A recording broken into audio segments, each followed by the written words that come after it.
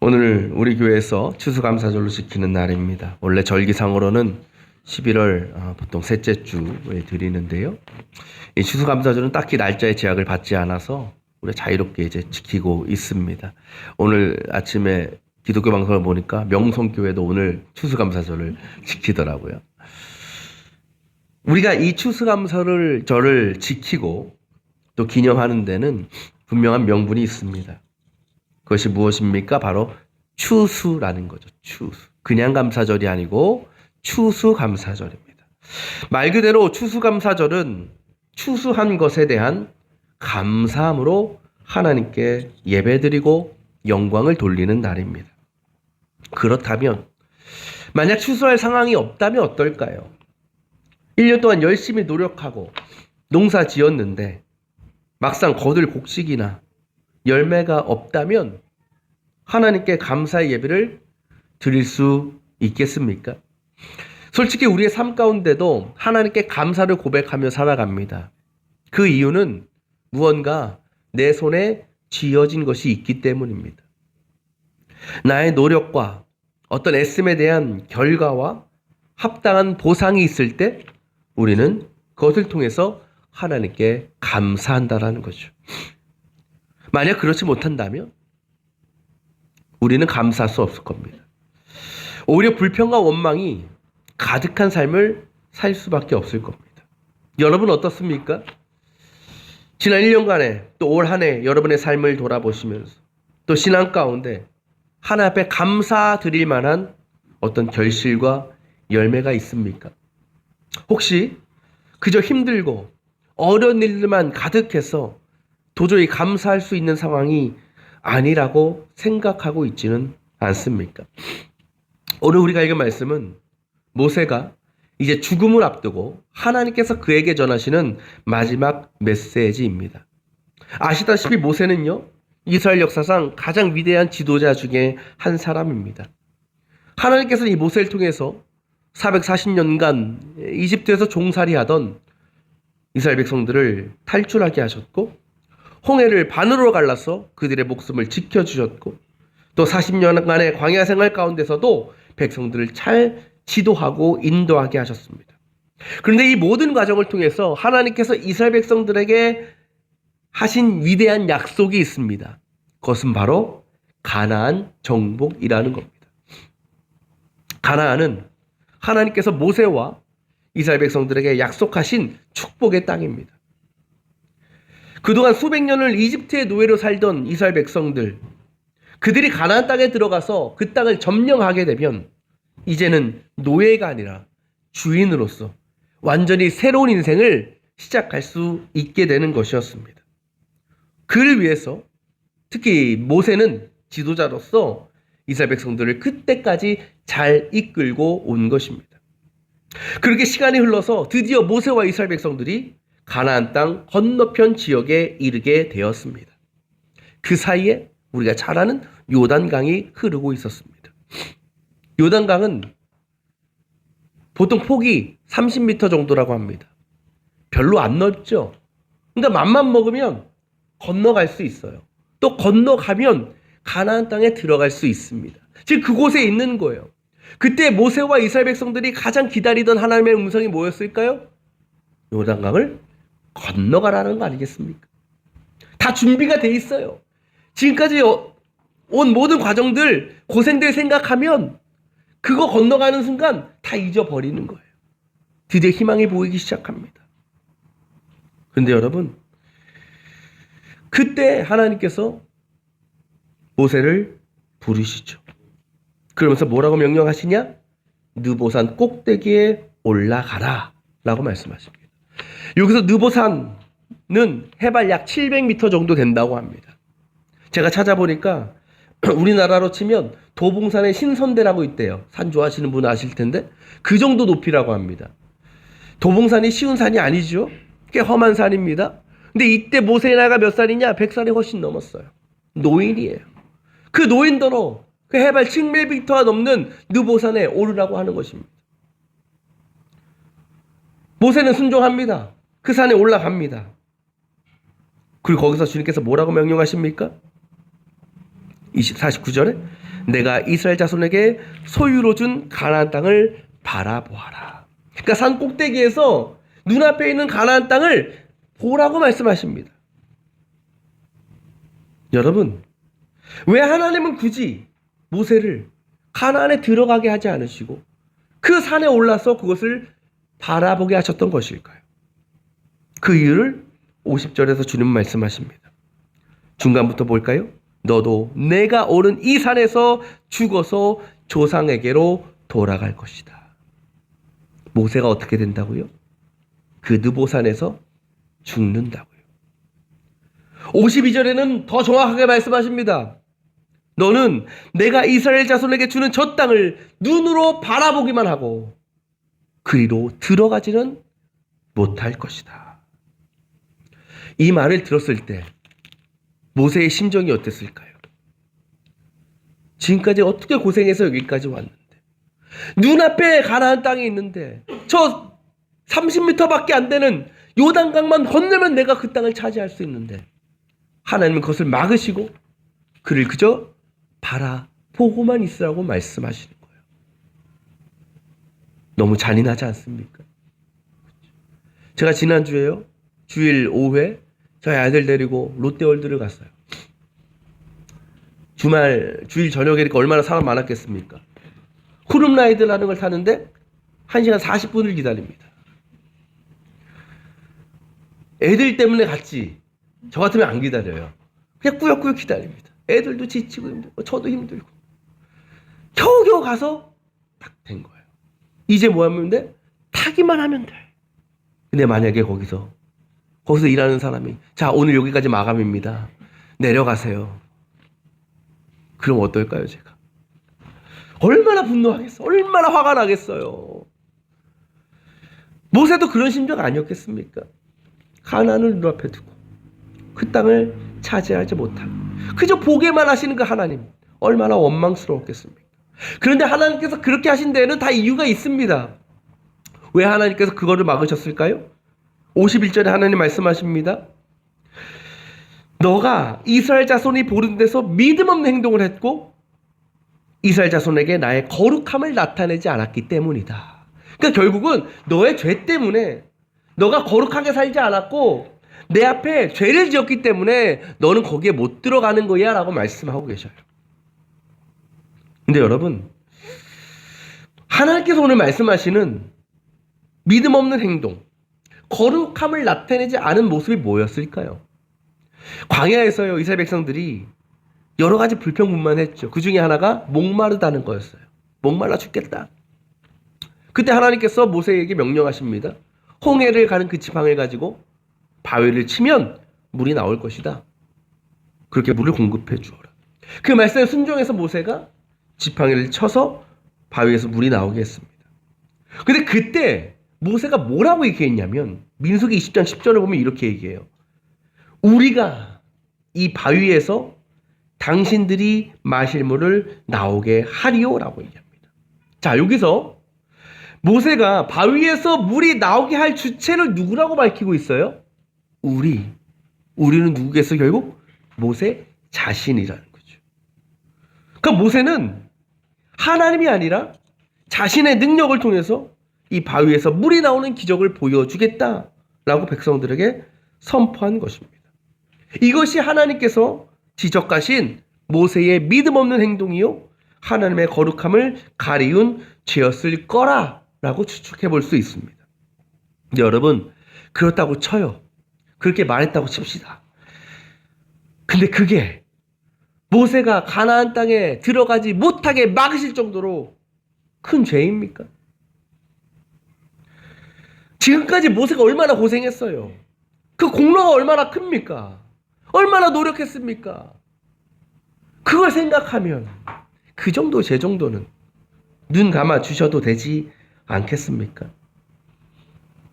그리고 오늘 말씀에서 나오진 않지만 하나님은 약속하시기를 너의 뒤를 이어서 지도자가 될 사람과 그의 백성들이 가나안 땅에 들어갈 것이다 라고 말씀하셔요. 고생은 누가 했어요? 모세가 했어요. 근데 누가 떡 먹어? 뒤에 온 사람들이 먹는 거예요. 속이 터져요, 안 터져요? 여러분 같으면 그 상황에서 어떡하겠어요? 하나님께 대들지 않겠어요? 아니, 고생은 내가 했는데 왜 은혜는 저들이 받습니까? 우리가 여기까지 오려고 얼마나 고생했는데 왜 가나안 땅은 내 후손들이 들어갑니까? 따져야지 정상 아니겠습니까? 근데 모세는 그렇지 않습니다. 그 하나님의 명령에 대한 모세의 반응이 무엇일까요? 우리가 읽지 않았지만 오늘 본문에 이어지는 33장의 제목이 이렇게 되어 있습니다. 모세의 축복이다. 그래요. 모세는요, 그 상황에서 앞으로 가나안 땅에 들어갈 자신의 백성들, 그 12지파들을 하나하나 열거하면서 축복해주고 있는 겁니다. 어떻게 모세는 그럴 수 있었을까요? 아마 모세의 마음 가운데 이런 마음이 있었을 겁니다. 비록 나는 가나안에 들어가지 못하지만 그것에 대한 억울함과 불평이 있는 것이 아니라, 그래, 내 후손이라도, 남은 백성들이라도 그곳에 들어가서 풍요롭고 부유하게 살 수 있으니 얼마나 감사한 일인가, 이 얼마나 기쁜 일인가 라는 마음이죠. 비록 내 손에 남은 것은 하나도 없지만 그동안에 자신의 희생과 헌신과 노력의 결실을 남은 이스라엘 백성들이 누리게 되었다는 것에 감사하면서 기꺼이 그들을 축복해 줄 수 있었던 것이 아니었겠습니까? 1990년대와 2000년대에 우리나라 대중음악의 변혁과 개혁을 이끌었던 위대한 아티스트가 있습니다. 바로 신해철이라는 사람입니다. 아마 신해철이라는 사람을 여러분은 다 아실 겁니다. 그가 10년 전에 의료사고로 안타깝게 세상을 너무나 일찍 떠났지요. 근데 바로 오늘이 10월 27일이 그가 세상을 떠난 지 정확히 10주기가 되는 날입니다. 2014년 10월 27일 그가 세상을 떠났죠. 몇 주 전에 그의 10주기를 맞아서 한 방송사에서 그에 대한 추모 다큐멘터리를 보게 되었습니다. 당시에 신해철 하면 떠오르는 밴드가 있죠. 저와 비슷한 세대 분들은 다 아실 겁니다. 뭐지요? 넥스트. 넥스트 좋아하셨죠? 딱 좋아하셨을 것 같아 보니까. 넥스트, N-E-X-T. 정말 우리나라의 메탈 밴드, 락 밴드의 대표였죠. 근데 그 밴드가 최정상의 위치에 있을 때에 갑작스러운 발표를 합니다. 바로 넥스트를 해체하겠다는 거죠. 사람들은 다 놀랐어요. 왜? 지금 최고 인기를 얻고 있는데 엄청난 명예를 갖고 있는 밴드가 갑자기 해체를 하겠다는 거예요. 그렇게 해체를 시키고 리더였던 신해철은 모든 인기를 뒤로하고 한국 생활을 내려놓고 영국으로 음악 유학을 떠나게 되었습니다. 거기서 그는 작업실에서 먹고 자면서 다양한 음악적 실험을 해 나갔습니다.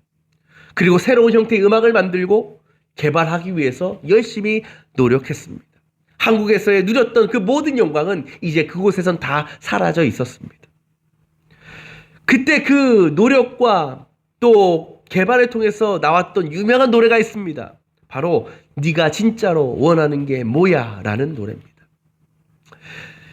이 곡은 우리나라 최초로 록과 국악과 테크노를 결합한 음악이었습니다.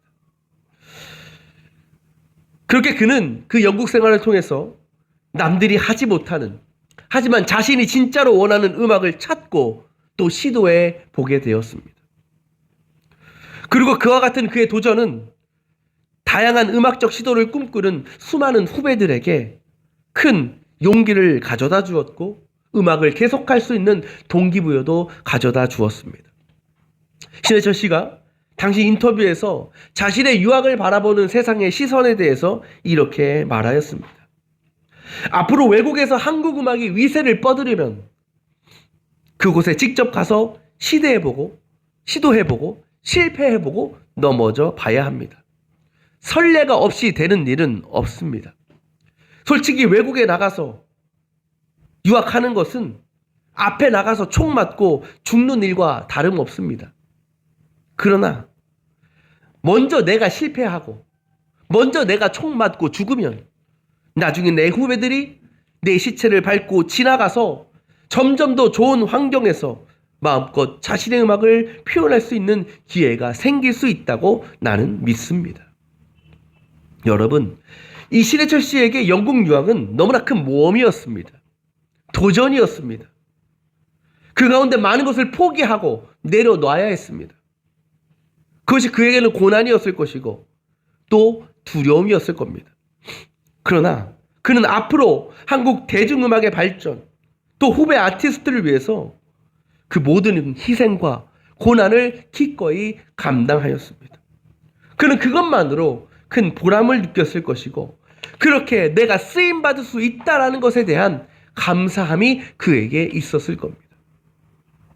여러분, 세상이 말하는 감사의 이유는 온전히 나에게 달려 있습니다. 내가 무언가를 누리고 내가 무언가를 얻어야 감사합니다. 서론에 말씀드리는 것처럼 내 눈에 보이는 결과, 내 손에 쥐어지는 것이 있어야 그것을 통해서 감사를 고백합니다. 그러나 우리 그리스도인들에게 감사의 영역은 거기서 끝나서는 안 됩니다. 우리에게는 희생과 포기와 고난과 환난도 얼마든지 감사의 이유가 될 수 있습니다. 그것을 통해서 다른 이들이 생명을 누리고 회복될 수 있다면, 그리고 그것이 이 세상에 유익을 끼치고 복을 주는 일이라면 내가 손해를 보더라도, 내가 원하는 개인적인 소망을 이루지 못한다 하더라도 우리 안에 기쁨과 감사가 채워질 수 있는 것입니다. 여러분, 예수님에게 가장 큰 기쁨은, 가장 큰 감사는 수많은 사람들의 인기를 얻는 게 아니었습니다. 자신의 손을 통해서, 말을 통해서 기적이 일어나는 것이 아니었습니다. 주님께 가장 큰 기쁨은 자신의 십자가 고난과 죽으심을 통해서 세상을 구원하시고 살리는 일이었습니다. 모세가 자신은 가나안 땅에 들어가지 못하는 상황 속에서 하나님을 원망하거나 불평하지 않고 오히려 백성들을 축복해 줄 수 있었던 것은 자신의 그동안의 희생과 노력과 애씀을 통해서 자신의 후손들이 가나안 땅을 차지하게 될 수 있었기 때문입니다. 신해철 씨가 세상의 영광을 다 내려놓고 낯선 영국 땅에 들어가서 하지도 않아야 될 그 고생을 한 것도 그 일을 통해서 대한민국의 음악 시장이 확장되고 후배 아티스트들이 자신들의 음악을 발전시켜 나갈 수 있게 될 것임을 믿고 있었기 때문입니다. 그것이 세상으로서 보면 너무나 어리석은 일입니다. 미련한 일입니다. 그러나 하나님께서 보실 때는 가장 아름답고 복되고 귀한 삶이었을 것입니다. 바라기는 저와 여러분들의 삶 가운데도 오늘 말씀에 모세가 보여준 그 감사와 축복의 모습이 나타나기를 원합니다. 다른 누군가의 회복과 변화와 유익을 위해서 내가 쓰임받을 수 있게 되었다는 것에 대한 큰 기쁨을 저와 여러분이 누리게 되기를 원합니다. 추수감사절입니다. 그리스도인들은 뭔가 내가 누리고 내 손에 있어야 감사하는 사람들이 아닙니다. 그것이 없다고 불평하고 원망하는 사람들이 아닙니다. 비록 우리의 삶 가운데 어려움과 고난 투성일지라도 끝까지 믿음을 포기하지 않고 견디고 버텨나가며 이 자리에 나올 수 있었다라는 것, 그것이 하나님께 가장 큰 기쁨의 이유요, 또 하나님께서 우리를 축복해 주시는 일인 줄 믿습니다. 우리의 감사의 영역이, 기쁨의 영역이 그렇게 날마다 확장되어 나가길 원합니다. 그저 나를 위해 추수하고 열매를 거두는 것만이 아니라 다른 이들에게 그 열매를 내어주고 전하기 위해서 기꺼이 사랑하고 섬기며 희생할 수 있는, 그리고 그 안에서도 하나님께서 허락하시는 새로운 기쁨과 감사를 충만히 누리는 우리 모든 성도들의 거룩하고 귀한 믿음의 삶이 되시기를 주님의 이름으로 축원합니다.